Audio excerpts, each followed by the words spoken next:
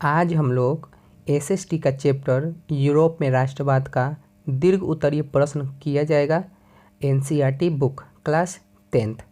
तो बाबू question first क्या कह रहा है, इटली के एकीकरण में मेजनी, काबूर और गैरीबाल्डी के योगदान के बारे में बताएं। तो उत्तर होगा, पहले में हम लोग मेजनी के क्या योगदान था इसके बारे में देखते हैं लोग। तो मेजनी एक सफल साहित्यकार के साथ एक योग्य सेनापति भी था। मेजनी का उद्देश्य था कि ऑस्ट्रेलिया के प्रभाव से इटली को मुक्त करवाना तथा इटली का एकीकरण करना था। मेजनी ने राष्ट्रवादी भावना से प्रेरित होकर इन्होंने गुप्त क्रांतिकारी संगठन कार्बोनरी की सदस्यता ग्रहण की। अपने उद्देश्य को पूरा करने के लिए उन्होंने यंग इटली 1831 तथा यंग यूरोप की भी स्थापना किया था। काबूर का योगदान, तो सर्डिनिया पिडमाउंट का शासक विक्टर एमेनुअल राष्ट्रवादी था और इटली का एकीकरण चाहता था। इस काम को करने के लिए उसने काउंट काबूर को अपना प्रधानमंत्री चुना। काबूर सफल राजनीतिज्ञ और कट्टर राष्ट्रवादी था। उसका मानना था कि इटली के एकीकरण में ऑस्ट्रेलिया सबसे बड़ा बाधक है। उसने ऑस्ट्रेलिया को हराने के लिए फ्रांस से मित्रता कर ली और उसी की ओर से 1853 से 1854 के क्रीमिया युद्ध में भाग लेने की घोषणा कर दी। युद्ध की समाप्ति के बाद पेरिस के शांति सम्मेलन में फ्रांस और ऑस्ट्रेलिया के साथ पिडमाउंट को भी बुलाया गया था। अब गैरीबाल्डी का योगदान, इटली के एकीकरण में गैरीबाल्डी का महत्वपूर्ण योगदान था। यह पेशे से थोड़ा वहाँ पे गलती लिखा हुआ, यह पेशे से नाविक था। इन्होंने युवकों की एक सशक्त सेना लाल कुर्ती बनाया था। इन सैनिकों को लेकर उसने सिसिली तथा नेपल्स को जीतकर वहाँ गणराज्य की स्थापना किया और बाद में अपनी सारी संपत्ति राष्ट्र को दान देकर एक साधारण किसान का जीवित व्यतीत करने लगा और इससे वहाँ के लोग भी बहुत प्रभावित हुए। चलिए क्वेश्चन नंबर 2 क्या बोल रहा है, जर्मनी के एकीकरण में बिस्मार्क की क्या भूमिका थी। तो उत्तर है, प्रासा का राजा विलियम प्रथम ने जर्मनी के एकीकरण को ध्यान में रखकर बिस्मार्क को अपना चांसलर नियुक्त किया।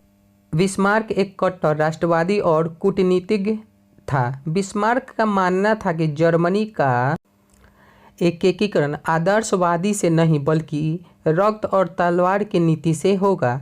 इसलिए इसके लिए सबसे पहले बिस्मार्क ने आर्थिक सुधारों के द्वारा प्रासा की स्थिति सुधार तथा सैनिक शक्तियों को मजबूत किया। उन्होंने जर्मनी के एकीकरण के लिए डेनमार्क, ऑस्ट्रेलिया तथा फ्रांस के साथ युद्ध किया तथा सेडान के युद्ध में फ्रांसीसियों को बुरी तरह से हराया। सेडान के युद्ध के बाद जर्मनी का उदय महाशक्ति के रूप में हुआ। इस प्रकार बिस्मार्क उपयुक्त नीतियों द्वारा जर्मनी के एकीकरण में महत्वपूर्ण योगदान दिया था। ठीक है, आगे वाला क्वेश्चन देखते हैं लोग। याद रखिएगा लोग, बिस्मार्क के बिना ये जर्मनी का एकीकरण हो ही नहीं सकता था। चलिए अगला क्वेश्चन देखा जाए, राष्ट्रवाद के उदय के कारण एवं प्रभाव की चर्चा करें। तो देखते हैं लोग, तो राष्ट्रवाद के उदय के निम्नलिखित कारण थे। तो इसका पहला पॉइंट है, यूरोप में फ्रांसीसी क्रांति तथा नेपोलियन की विजय शक्ति से राष्ट्रवादी भावनाओं का उदय हुआ। दूसरा, नेपोलियन ने अपने द्वारा विजय प्राप्त राज्यों में राष्ट्रवाद की भावना को जगाने लगा। तीसरा, शिक्षित मध्य वर्ग जैसे शिक्षक, व्यापारी आदि के उदय के राष्ट्रवाद भावनाओं का विकास हुआ। ऐसे वर्ग क्रांतियों में महत्वपूर्ण भूमिका अदा किए थे। ठीक है, अब तो ये था। अब देखते हैं लोग राष्ट्रवाद के उदय का प्रभाव क्या क्या पड़ा। तो देखते हैं लोग, चलिए तो उदय का क्या क्या प्रभाव पड़ा था। तो पहला था कि राष्ट्रवाद के उदय के प्रभाव से अनेक क्रांतिकारी और आंदोलन शुरू हो गए थे। दूसरा, जिस कारण से अनेक नए राष्ट्र का उदय भी हुआ था राष्ट्रवादी की वजह से। और क्या प्रभाव पड़ा था, तो यूरोपीय राष्ट्रवाद के विकास का प्रभाव एशिया के साथ अफ्रीका में भी पड़ा और यहाँ भी राष्ट्रीय आंदोलन आरंभ होने लगा। चौथा पॉइंट क्या बोल रहे हैं, राष्ट्रवाद के उदय के प्रभाव से निरंकुश शासकों का प्रभाव कमजोर हो गया। अब पांचवा पॉइंट क्या हुआ है कि राष्ट्रवाद की भावनाओं से यूरोप के प्रत्येक शक्तिशाली राष्ट्र समाजवादी दौड़ में शामिल हो गया। ठीक है, आगे देखते हैं लोग। क्वेश्चन नंबर 4 क्या बोल रहा है, जुलाई 1830 की क्रांति का विवरण दें। तो देखा जाए, चार्ल्स दसम के शासक में जुलाई 1830 की क्रांति हुई थी, जो फ्रांस में उभर रहे राष्ट्रीयता और क्रांति को दबा रहा था। पोलिगेन को प्रधानमंत्री चार्ल्स दसम ने बना दिया। पोलिगेन प्रधानमंत्री बनते ही लुई 18वां द्वारा स्थापित शासन नागरिक संहिता के स्थान पर शक्तिशाली अविभाज्य वर्ग की स्थापना किया और उसे विशेष अधिकार देने का प्रयास किया। इस कदम को उदारवादियों ने षड्यंत्र समझा। फिर प्रतिनिधि सदन एवं उदारवादियों ने पोलिगेन के विरुद्ध गहरा और असंतोषजनक प्रकट किया। चार्ल्स दसम ने इस विरोध की प्रक्रिया स्वरूप 25 जुलाई 1830 ईस्वी को 4 अध्यादेशों के द्वारा उदारवादियों को दबाने का प्रयास किया। इसके विरोध में पेरिस में फ्रांस की क्रांति लहर दौड़ गई और फ्रांस में 28 जुलाई के गृह युद्ध आरंभ हो गया।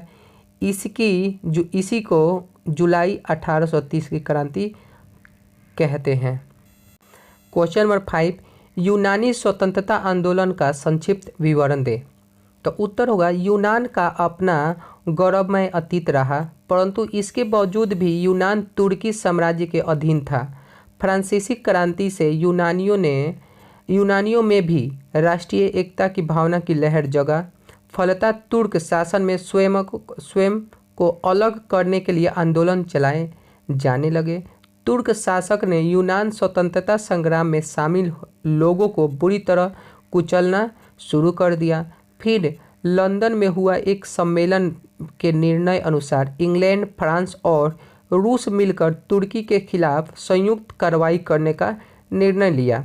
इस संयुक्त कार्रवाई से तुर्क युद्ध में बुरी तरह से हार गया। परिणाम यह हुआ कि यूनानियों ने लंबे और कठिन संघर्ष के बाद ओटोमन साम्राज्य के अत्याचारी शासक से मुक्ति पाई और यूनान के स्वतंत्रता और संप्रभुता राष्ट्र का उदय हुआ। ठीक है, तो ये क्वेश्चन हम लोग का आज खत्म होता है। एनसीईआरटी बुक का यूरोप में राष्ट्रवाद का दीर्घ उत्तरीय खत्म। नेक्स्ट चैप्टर इसके आगे वाला वीडियो में देखा जाएगा।